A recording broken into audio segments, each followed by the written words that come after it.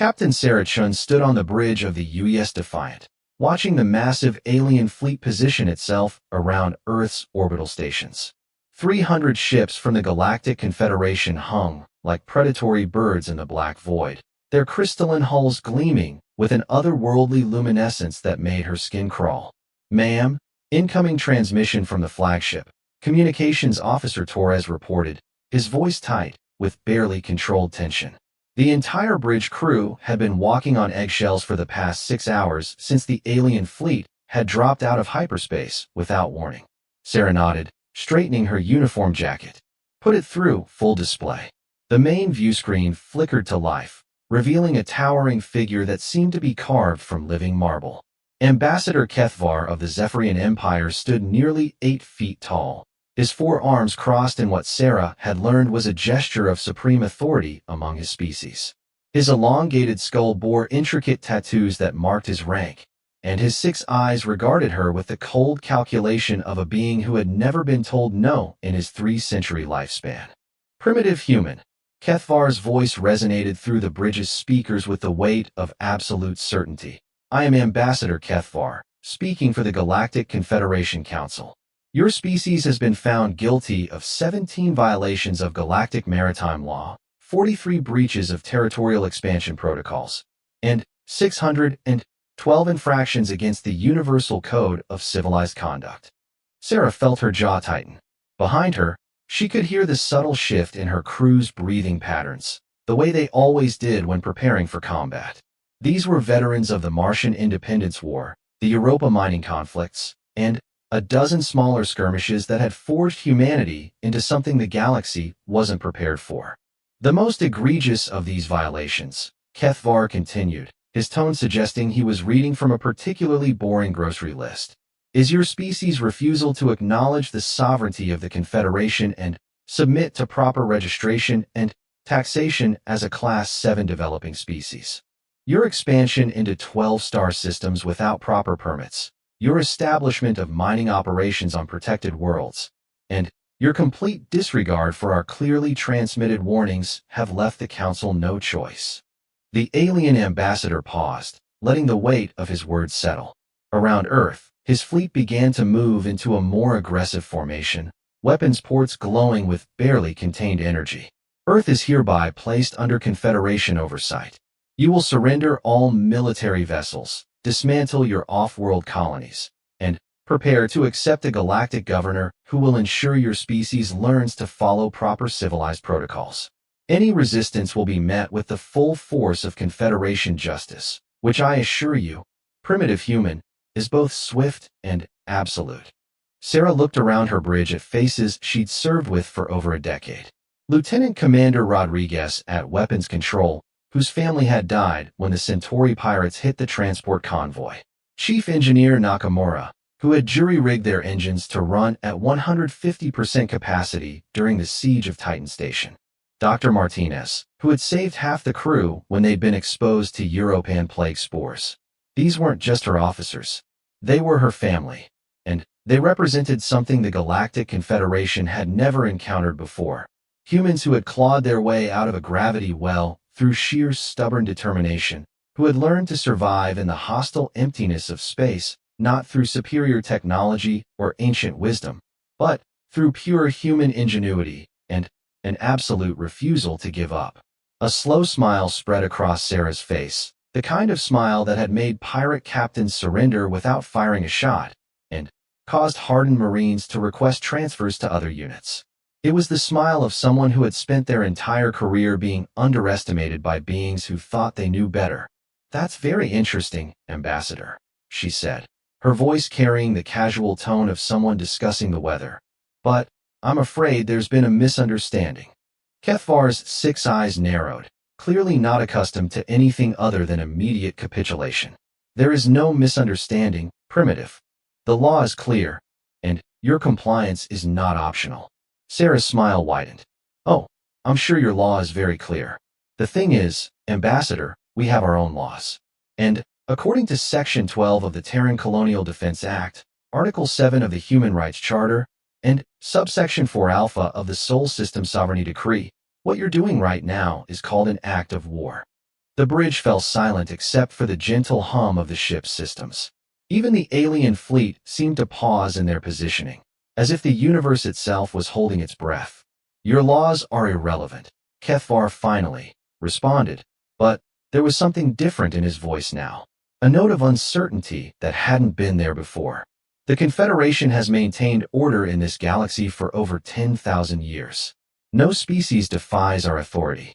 Sarah stepped forward, placing her hands behind her back in a parade rest position that somehow managed to look more threatening than any weapon. "Ambassador, let me explain something about humans that your intelligence reports probably missed.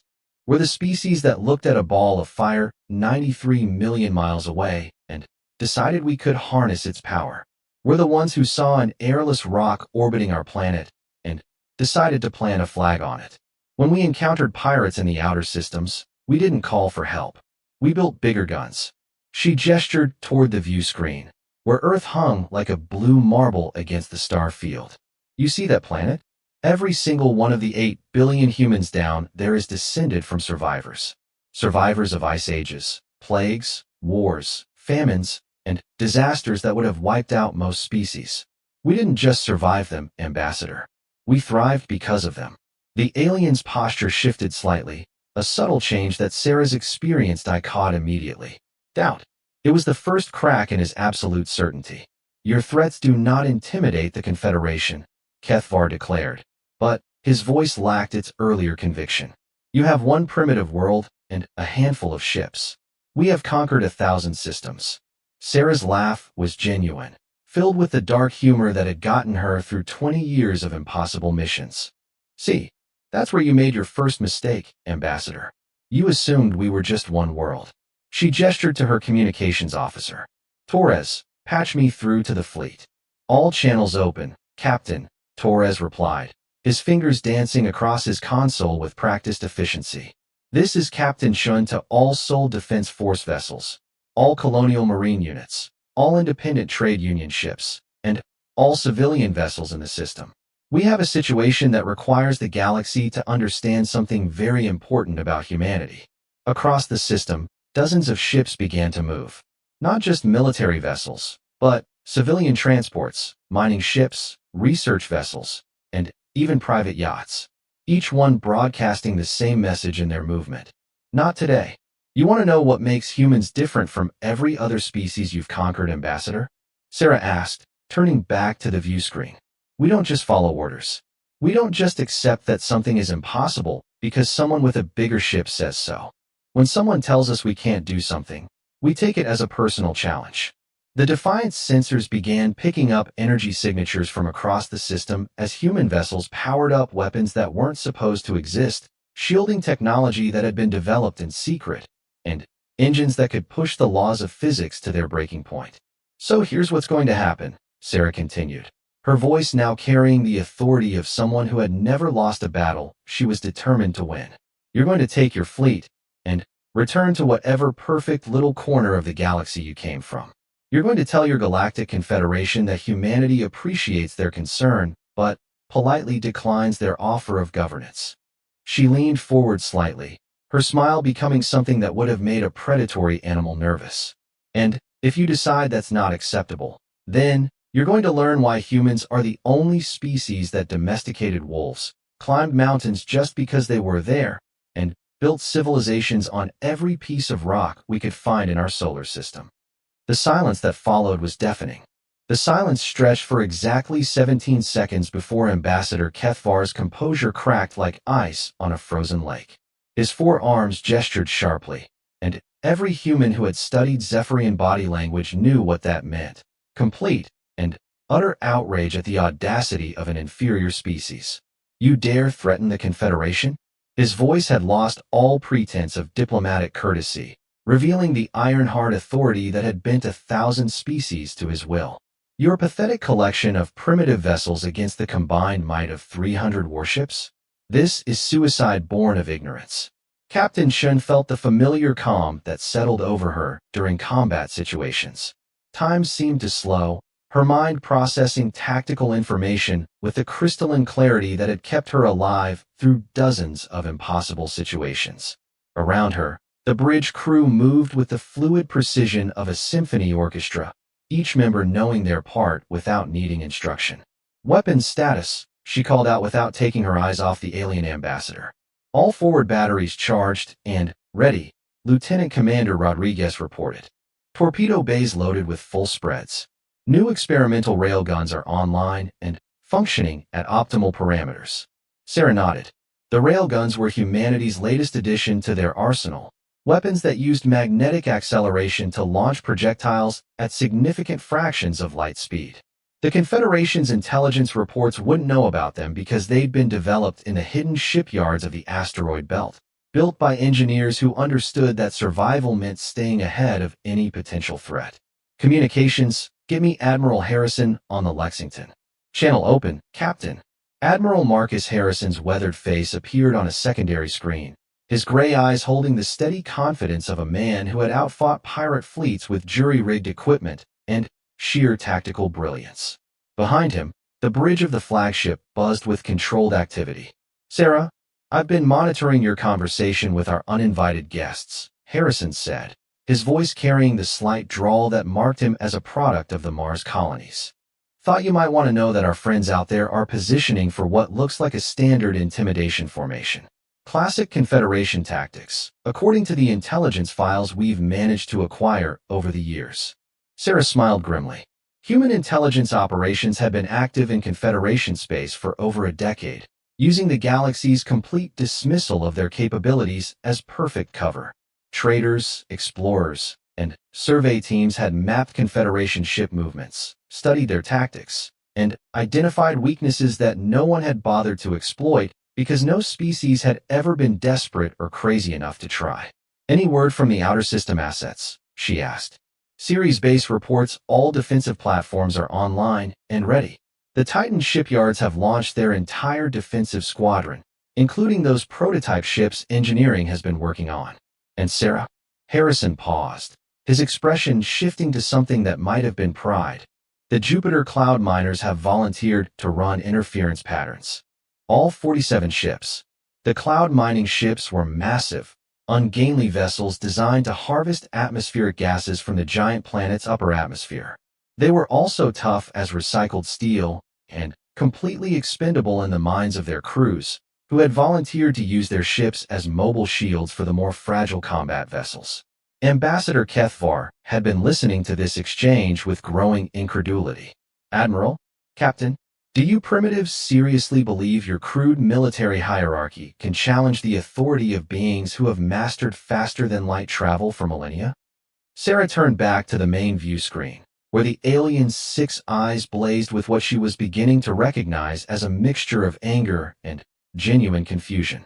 The Confederation had clearly never encountered a species that didn't immediately recognize their technological superiority and submit accordingly. You know what, Ambassador? You're absolutely right about one thing. You do have superior technology. Your ships are faster, your weapons are more powerful, and you've had thousands of years to perfect the art of making other species kneel. She gestured toward her tactical display, where the positions of both fleets were represented as glowing dots against the three-dimensional map of the Sol system. But there's something you don't understand about humans, something that makes all that technology irrelevant. And what laughable delusion is that? Kethvar demanded. We don't fight fair. The words had barely left her mouth when the first phase of the human plan activated. Every piece of space debris larger than a basketball in Earth's orbital vicinity suddenly lit up with thruster signatures. What the Confederation sensors had dismissed as harmless junk revealed itself as a network of automated weapons platforms, each one broadcasting targeting data to the others in a web of coordinated fire control. Simultaneously, energy signatures began appearing throughout the asteroid belt as hidden bases powered up weapons that had been concealed for years. Mining stations that should have been defenseless revealed themselves as heavily armed fortresses. Research outposts activated shield generators that created overlapping protective fields across the most vital shipping routes. Impossible, Kethvar breathed, his 6 eyes widening as his fleet's sensors began reporting contact after contact that hadn't existed moments before. Our surveys showed no significant military installations beyond your primary worlds. Captain Chin's smile became genuinely warm, the expression of someone sharing a particularly satisfying joke. That's because you were looking for military installations. We built defensive positions that looked like everything except what they actually were. The mining station at asteroid 2847b? That's actually a fortress with enough firepower to gut a dreadnought. The agricultural research facility on Europa? It's been manufacturing guided missiles for the past 3 years. She gestured to her tactical officer, who highlighted specific points throughout the system. The weather monitoring satellites around Jupiter are actually sensor platforms that have been tracking every ship movement in Confederation space for the past 18 months. The deep space communication arrays are railgun platforms with enough range to hit targets in the outer system, and those civilian transports that have been running supplies to our outer colonies. On the main display, dozens of seemingly harmless cargo vessels began deploying weapon systems that transformed them into makeshift warships. Their civilian hulls fell away like discarded clothing, revealing the military-grade armor and weapons that had been hidden beneath. They're Q-ships, Ambassador. Armed merchants that look harmless until someone threatens their cargo, their crew, or their freedom. The Confederation fleet began to shift formation, their earlier confidence evaporating as they found themselves surrounded by a defensive network that had materialized out of seemingly empty space. What should have been a simple demonstration of overwhelming force had become a complex tactical situation where their numerical advantage was negated by the humans' preparation and positioning. This is treachery. Kethvar snarled, his 4 arms gesturing wildly. You have violated every principle of civilized warfare. Hidden weapons, disguised military vessels, fortifications that masquerade as civilian installations. No honorable species fights with such deception. Sarah's expression hardened, the warmth disappearing from her voice like heat from a depressurized compartment. You want to talk about honor, Ambassador? Your species shows up in our solar system without invitation, points weapons at our homeworld, and demands we surrender our freedom to an organization we never asked to join. You threaten our families, our colonies, our right to exist as an independent species. She stepped closer to the view screen, her voice dropping to the level tone that every veteran recognized as the sound of barely controlled fury. You call us primitive and uncivilized, but we're not the ones who traveled across interstellar space to threaten children because their parents had the audacity to build something without asking permission first. Around her, the bridge crew worked with the focused intensity of professionals who understood that the next few minutes would determine whether humanity remained free or became another footnote in the Confederation's catalog of conquered species. So no, Ambassador, we don't fight with honor. We fight to win. And when someone threatens our freedom, we fight with every advantage we can create, every weapon we can build, and every dirty trick we can devise. The tactical display showed the Confederation fleet now completely surrounded, their formations disrupted by the sudden appearance of threats they hadn't anticipated. For the first time in centuries, a Galactic Confederation force found itself in a position of tactical disadvantage against a supposedly primitive species. What happens next, Sarah continued, depends entirely on how attached you are to your ships and your crews. Because, Ambassador, you're about to learn something that every pirate, warlord, and aggressor in human space has learned the hard way. Her smile returned, but it was the cold expression of a predator that had chosen its prey. We might be primitive, but we're very, very good at breaking things that threaten us. The standoff lasted for 43 minutes and 16 seconds, during which the entire Sol system held its collective breath. Across Earth, 8 billion humans watched the news feeds with the kind of quiet determination that had once built pyramids and later sent their species to the stars. In the orbital stations, children pressed their faces against viewing ports while their parents checked emergency supplies. On Mars, the colonial government activated defense protocols that hadn't been tested since the Independence War. Ambassador Kethvar's massive form remained motionless on the view screen, his 6 eyes calculating odds that weren't adding up the way they should. 300 Confederation warships should have been more than sufficient to cow any primitive species into submission. But the tactical situation had evolved into something his military advisors were describing in terms he didn't like hearing. Status report, he commanded, his voice cutting through the bridge noise of his flagship. Fleet Commander Zarthek, a veteran of 12 conquest campaigns, approached with the measured steps of someone delivering bad news to a superior who wasn't accustomed to hearing it. His species, the hegemony, were natural warriors whose four-armed physiology and predatory instincts had made them the Confederation's preferred military commanders for over a millennium. Ambassador, our tactical analysis has identified several concerning developments, Zarthek began, his warrior's honesty preventing him from softening the facts. The humans have somehow concealed approximately 40% more military assets than our intelligence indicated. Their defensive network includes overlapping fields of fire that would make a direct assault extremely costly. Kethvar's elongated skull turned toward his military commander with the slow deliberation of a being whose authority had never been questioned. Define costly. Preliminary estimates suggest we could expect to lose between 30 and 40% of our fleet in the initial assault phase. The hidden weapons platforms are positioned to create crossfire patterns that would force us to engage multiple targets simultaneously while advancing through prepared defensive positions. The ambassador's four arms gestured in the configuration that indicated supreme displeasure. Unacceptable. The Confederation does not accept casualties against primitive species. What are our alternatives? Zarthek hesitated for a moment, his predatory instincts warning him that his next words might not be well received. Sir, the humans appear to have studied our standard tactics extensively. Their defensive positioning specifically counters our normal formation approaches. They've also deployed their civilian vessels in ways that complicate target identification and prioritization. On the view screen, Captain Shin watched this exchange with the patient attention of someone who had spent years learning to read alien body language. The subtle shifts in posture, the way Kethvar's hands moved, the increasingly tense stance of the military commander all told her that the Confederation was beginning to realize they had walked into a situation they weren't prepared for. Captain, Chief Engineer Nakamura called from his station. I'm reading energy fluctuations in their fleet formation. Looks like they're trying to reconfigure for a more aggressive approach. Sarah nodded, then activated her communication system to broadcast on all human military frequencies. All vessels, all stations, all defensive platforms. This is Captain Chun.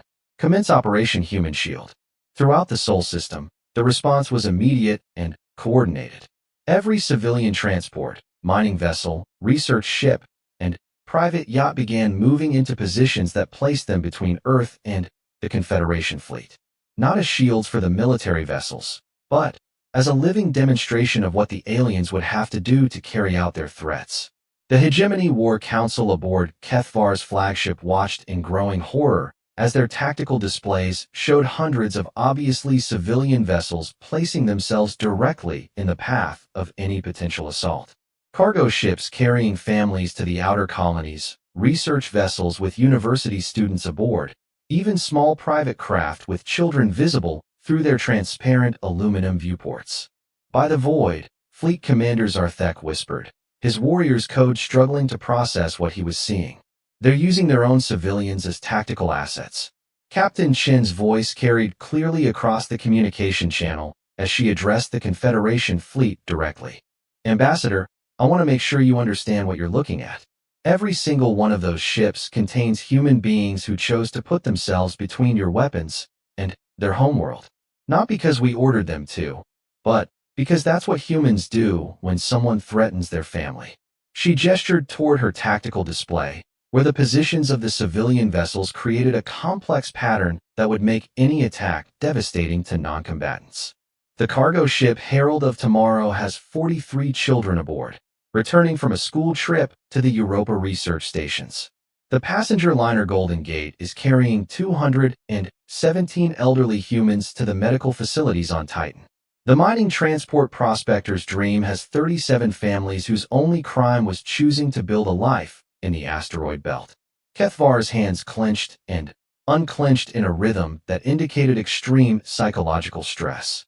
The Confederation had rules about civilian casualties, protocols that had been established over millennia to maintain the moral authority that justified their dominion over lesser species. Firing on obvious non-combatants would violate fundamental principles that held their political alliance together.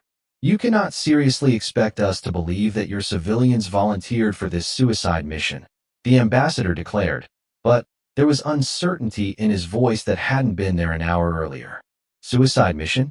Sarah's laugh was genuine, filled with the dark humor that sustained humans through impossible situations. Ambassador, let me tell you about the cargo ship Darwin's Legacy, currently positioned 3,000 kilometers off your starboard flank. She activated another channel, and suddenly, the bridge of a civilian cargo vessel appeared on the secondary screen. The captain was a weathered woman in her 60s, her gray hair pulled back in a practical ponytail, standing beside a bridge crew that included 2 teenagers and an elderly man who could have been anyone's grandfather. "This is Captain Maria Santos of the Darwin's Legacy," the woman said, her voice carrying the matter-of-fact tone of someone discussing routine cargo deliveries. "We're hauling 70 tons of medical supplies to the Ganymede colonies, and we've got my granddaughter and her school robotics team aboard for the ride." One of the teenagers waved at the camera with the casual fearlessness that only adolescents could manage. "Hi, we're the Martian Academy Engineering Club, and we've been working on defensive drone prototypes. Want to see what we built?" Ambassador Kethvar stared at the screen in complete bewilderment. In 3 centuries of diplomatic service, he had never encountered civilians who treated an imminent military engagement as an opportunity to demonstrate school projects. "I don't understand," he finally admitted, his voice barely above a whisper. "Why would your civilians deliberately place themselves in danger? Why would parents bring their children into a combat zone? This behavior is not logical for a survival-oriented species." Captain Chin's expression softened slightly, showing something that might have been sympathy for a being who genuinely couldn't comprehend what he was witnessing. "Ambassador, that's the fundamental difference between your species and mine. Your people follow orders from authority because that's how your society functions. Our people make their own choices, and they've chosen to stand between you and the thing they refuse to lose." She gestured toward Earth, where the blue marble hung against the star field like a jewel worth any price. "Every human down there, every family in those ships, every person working in our colonies has something your confederation apparently doesn't understand. We have something worth fighting for that belongs to us, not because some council decided we could have it, but because we built it ourselves." Fleet Commander Zarthek approached Ambassador Kethvar with the careful steps of a warrior delivering unwelcome intelligence. "Sir, our battle analysis AI has completed its tactical assessment. The civilian vessel positions would result in massive non-combatant casualties in any direct assault scenario. The political ramifications would be severe." Kethvar's 6 eyes closed in what his species recognized as a gesture of profound frustration. "And if we attempt to maneuver around the civilian positions? The human military vessels would have multiple opportunities to engage us while we're executing complex formation changes.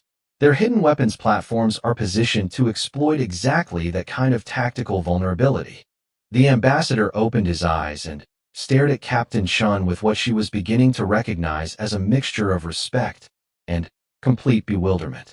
"You have maneuvered us into a position where we cannot achieve our objectives without violating our own laws and codes of conduct." Sarah's smile became genuinely warm for the first time since the conversation began. "Ambassador, welcome to humanity. We're the species that figured out how to make rules work for us instead of against us. The thing is, we didn't break any of your laws. We just arranged things so that following your standard procedures would force you to become the kind of people you claim you're not." She leaned back in her command chair, the gesture of someone who had just played their strongest card and was confident in the outcome. "So what's it going to be? Are you going to murder children to prove your authority? Or are you going to accept that maybe, just maybe, there are species in this galaxy that don't need the Confederation's version of civilization?" The silence that followed was broken only by the quiet hum of ship's systems and the soft background chatter of crews preparing for whatever would come next. Across the Sol system, millions of humans waited to see whether their gamble had paid off or if they had just signed their own death warrants. Ambassador Kethvar stared at the tactical display showing his fleet surrounded by defensive positions, civilian vessels, and a level of coordinated resistance that his species' most pessimistic projections hadn't anticipated. For the first time in his long career, he was beginning to understand that there might be problems that couldn't be solved with superior firepower and ancient authority. The moment of truth arrived when a junior communications officer aboard Ambassador Kethvar's flagship made the mistake that would change everything. Overwhelmed by the tactical complexity and frustrated by his species' inability to understand human behavior, Junior Tactical Analyst Veldar activated a targeting scanner directed at one of the civilian vessels. The scan lasted exactly 2.7 seconds before every human weapons platform in the system locked onto his ship. Captain Shin felt the familiar cold rage that had earned her a reputation among pirates and warlords throughout human space. The targeting scan had been directed at the passenger liner Grandmother's Legacy, a converted transport carrying 147 elderly humans to medical facilities on Titan. "That was a mistake," she said, her voice carrying the deadly quiet that her crew recognized as a prelude to violence. On the Confederation flagship, alarms began screaming as defensive systems registered the sudden acquisition of hundreds of targeting locks. Fleet Commander Zarthek's predatory instincts kicked into overdrive as his tactical displays lit up like a festival celebration, each indicator representing a weapon system capable of reducing his ship to component atoms. "Sir," his weapons officer called out, his voice cracking with stress. "We have multiple target locks from across the system. Energy signatures are spiking on platforms we didn't even know existed." Ambassador Kethvar turned toward his military commander with the slow precision of someone whose worldview was undergoing fundamental restructuring. "Explain what just occurred." Junior Analyst Veldar initiated an active sensor sweep of one of their civilian vessels. The humans interpreted this as a targeting action and responded with. Zarthek paused, checking his displays again to make sure he was reading the numbers correctly. "With approximately 800 simultaneous targeting acquisitions of our flagship."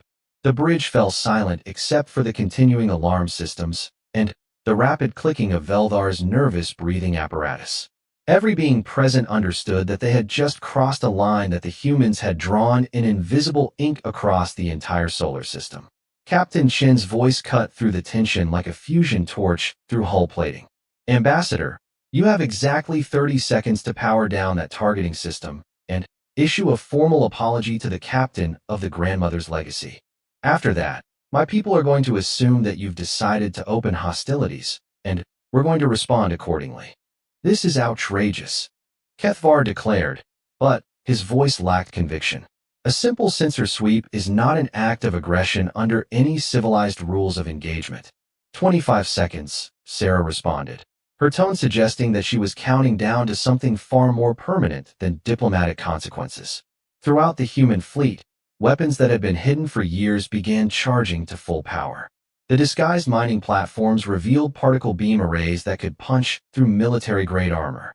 The Q-ships deployed missile pods that had been concealed within their civilian hulls. Even the automated defense platforms began broadcasting targeting data that showed they could coordinate strikes with mathematical precision. 15 seconds. Fleet Commander Zarthek made the decision that probably saved both fleets from mutual annihilation. Without waiting for ambassador approval, he strode to the junior analyst station and manually shut down the targeting system before broadcasting an immediate stand-down order to his entire fleet. "Targeting systems offline," he announced, his warrior's pragmatism overriding diplomatic protocol. "All weapon systems returning to standby status." The alarm sounds faded, replaced by the tense silence of beings who had just avoided a catastrophe that would have echoed across the galaxy. Captain Shun checked her tactical displays, confirming that the Confederation fleet was indeed powering down their aggressive systems. "Apology," she prompted. Ambassador Kethvar's elongated features contorted with an expression that his species used to indicate profound internal conflict. Everything in his 3 centuries of experience told him that backing down from primitive species set dangerous precedents.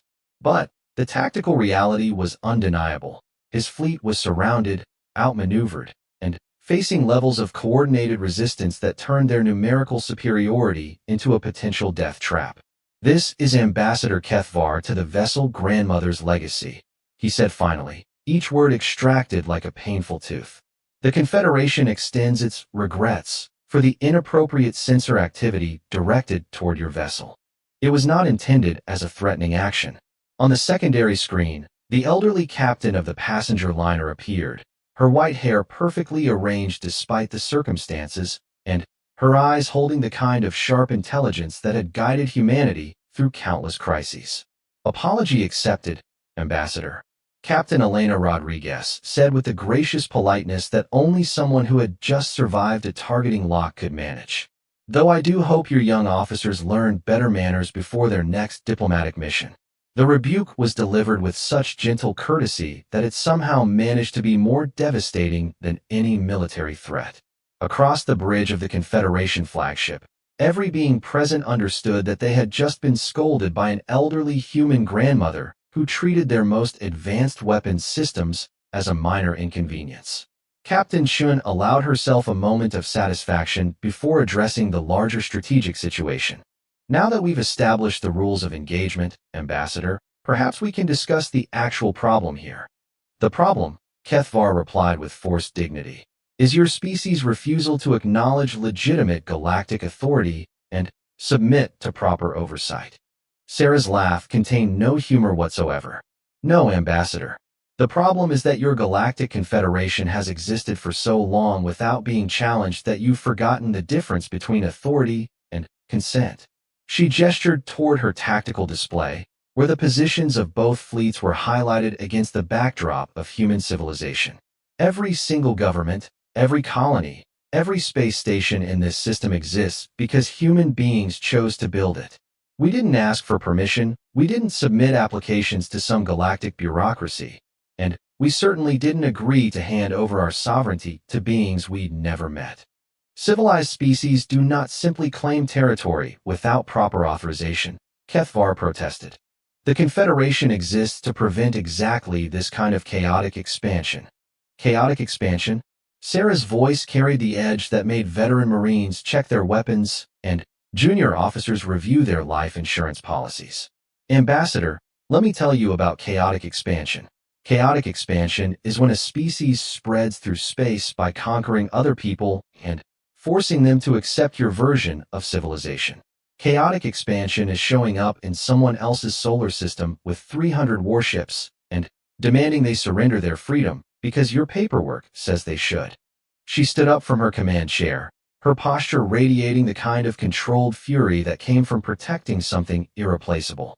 "What we did was build a civilization based on the radical idea that people should be free to make their own choices, succeed through their own efforts, and take responsibility for their own mistakes.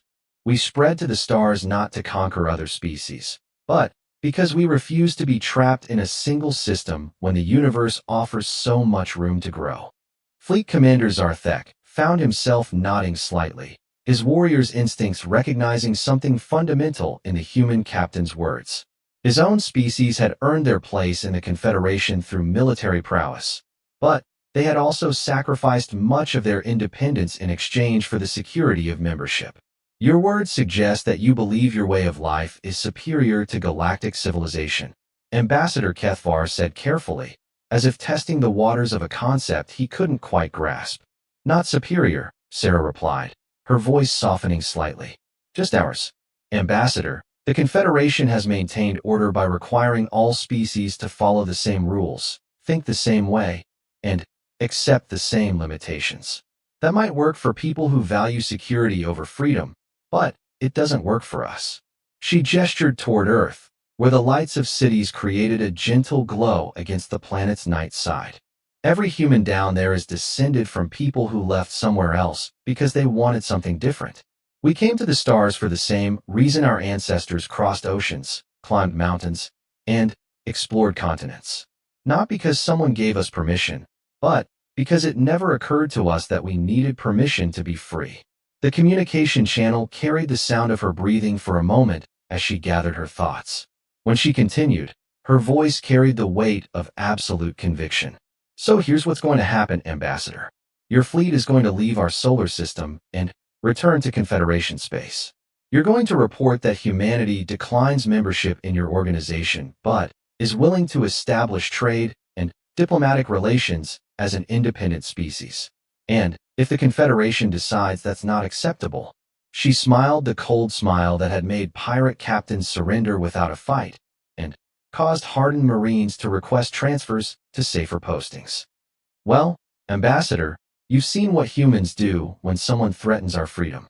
I'd strongly suggest that your people find something more productive to do with their time than learning just how creative we can get when we're properly motivated. The bridge of the Confederation flagship fell into complete silence as every being present contemplated the implications of what they had just witnessed. For the first time in millennia, a primitive species had not only refused to submit to Confederation authority, but had demonstrated the capability to make that refusal stick through force of arms. Ambassador Kethvar stared at Captain Shun for a long moment, his 6 eyes reflecting the kind of thoughtful consideration that came from encountering something entirely outside his experience. Finally, he spoke with the careful precision of someone choosing his words very carefully indeed. Captain Shun, you have presented us with a situation that requires careful consideration by the full Confederation Council. I will need time to consult with my superiors before making any final decisions regarding your species' status. Sarah nodded, recognizing the diplomatic language for what it was, a face-saving way to withdraw without admitting defeat. Of course, Ambassador. Take all the time you need. But, while you're consulting with your council, I'd suggest you also consult with your intelligence services about what happens to people who threaten human freedom twice. The threat was delivered with such casual politeness that it took several seconds for its full implications to register. When they did, every military officer on the Confederation flagship began running calculations about what a species this tactically creative might accomplish if they decided to take the offensive. 6 months later, Captain Sarah Chun stood in the observation deck of the newly commissioned UES Constitution, watching the diplomatic convoy from the Galactic Confederation approach Earth orbit. The escort was considerably smaller this time, consisting of only 12 vessels flying under diplomatic flags and broadcasting friendship codes on every available frequency. They're certainly being more polite this round, Admiral Harrison commented, joining her at the panoramic viewport that offered an unobstructed view of Earth and the surrounding space infrastructure. The past 6 months had seen an explosion of construction as humanity prepared for whatever the galaxy might bring next.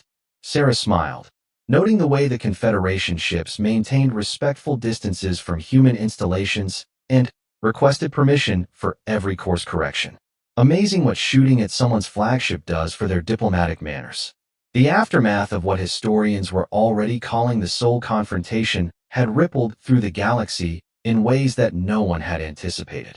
Ambassador Kethvar's report to the Confederation Council had triggered the most intensive debate in their recorded history, with member species arguing for months about how to respond to humanity's unprecedented rejection of their authority.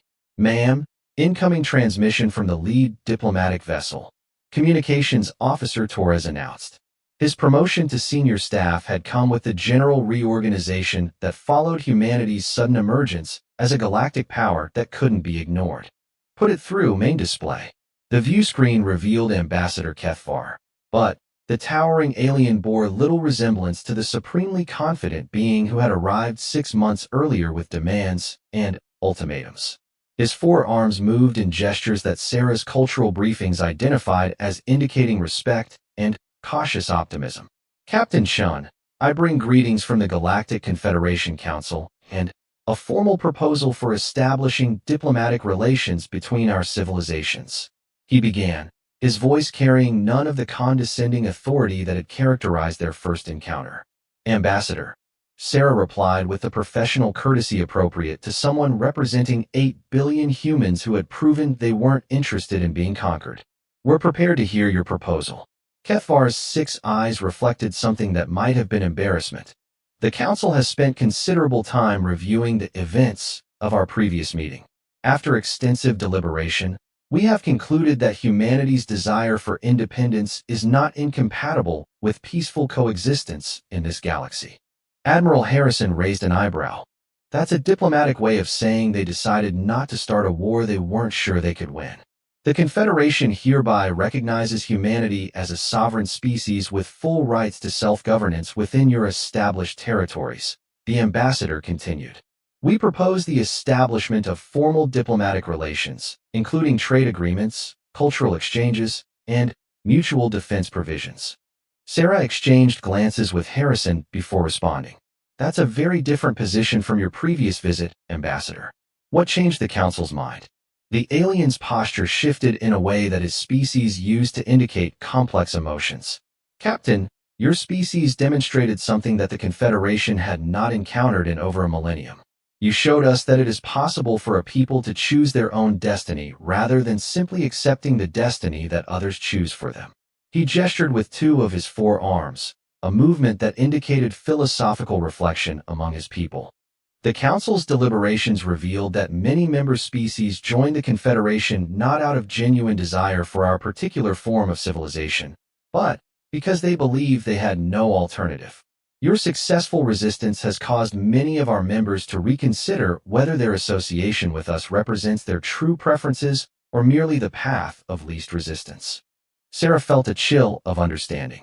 You're saying that our refusal to submit has inspired other species to question their own membership in the Confederation.